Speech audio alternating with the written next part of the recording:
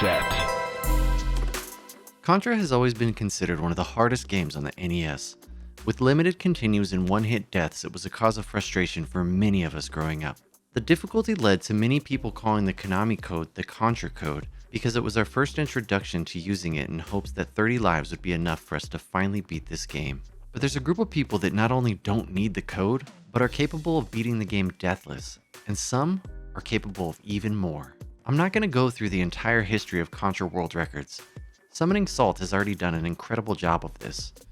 Instead, I'm going to focus on the top 3 runners and a moment in history that many people didn't think would happen. This is a new era of Contra.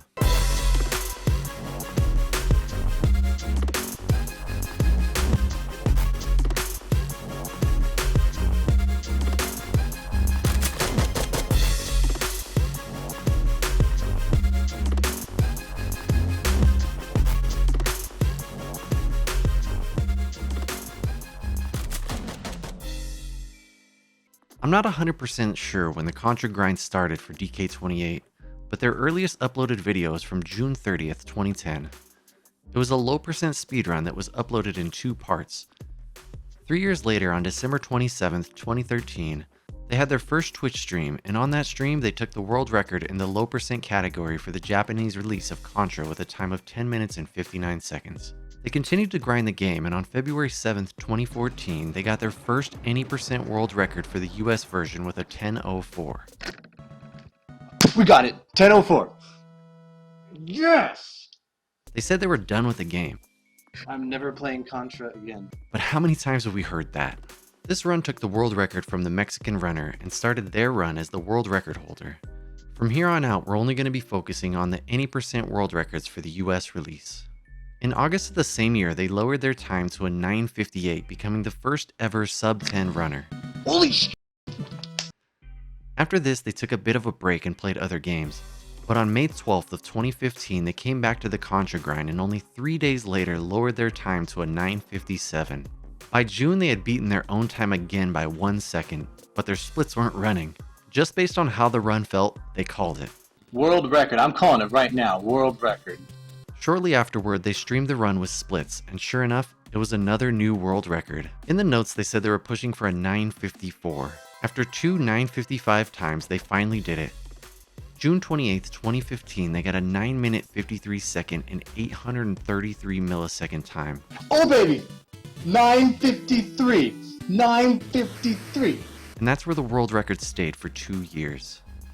On June 30th, 2016, almost exactly 1 year after DK28's last world record, a new runner named ANGYLANKS posted their first recorded run of Contra. This run was recorded on a VHS and has a ton of visual glitches, but the final time was 11:16. Far from the world record at the time, but a great start. By July, they had begun streaming it, and on July 2nd, they had their first deathless run and a huge PB of 10:54. Alright, sub 11. 6 months later, they had improved their time by a huge margin, getting their first ever sub 10 with a 9:59. Oh, I got it! By July 19th, 2017, just 1 year into their official grind, they were only 1 second away from the world record. 10 days later, it was theirs. Oh, are you serious? Did I split early? They pulled through and got a time of 9 minutes, 53 seconds, and 800 milliseconds, beating DK28's world record by just 33 milliseconds. That's a matter of frames. This was the start of the reign of ANGYLANKS. After the first world record, they managed to get 2 more 953s, each being milliseconds faster than the last. They followed them up by 2 952s, and again with 2 950s. By September 6th of 2020, their time was all the way down to a 9:48 and 650 milliseconds. Again, the record sat with no one stepping up to take it. It wasn't that no one thought it was beatable, it was more that no one was crazy enough to take the full plunge. That is until November 7th of 2021. A runner named King Koopa picked up the game with no plans of a world record, just enjoying the process. And after their first week and 669 attempts, they had a time of 10:56. Just 13 days later, they lowered that time to a 10:46. After only 3.5 months, they got their first sub-10 time with a 9:59 and 683 milliseconds. Continuing to improve and pushing for new milestones, on July 21st of 2022, they hit an incredible one. They got a 9:53 in 33 milliseconds, beating DK28's time by 800 milliseconds. This put them into second place on the leaderboard.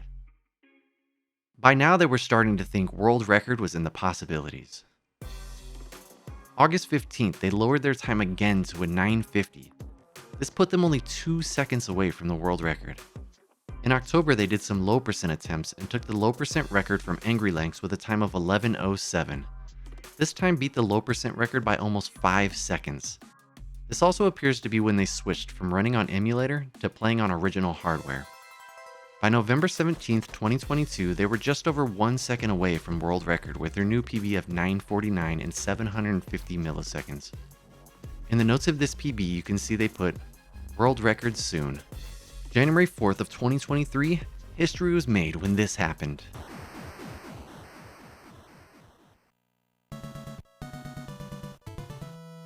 Beating a world record that has stood for more than 5 years, they took the record with an incredible 9:47 in 800 milliseconds.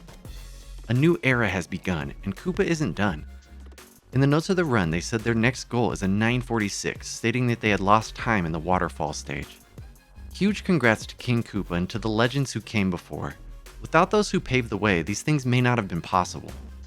It's very exciting to watch the games we grew up on still being played and being broken down into ways that lead to constant new discoveries. I'm looking forward to the future of Contra and what could be found next.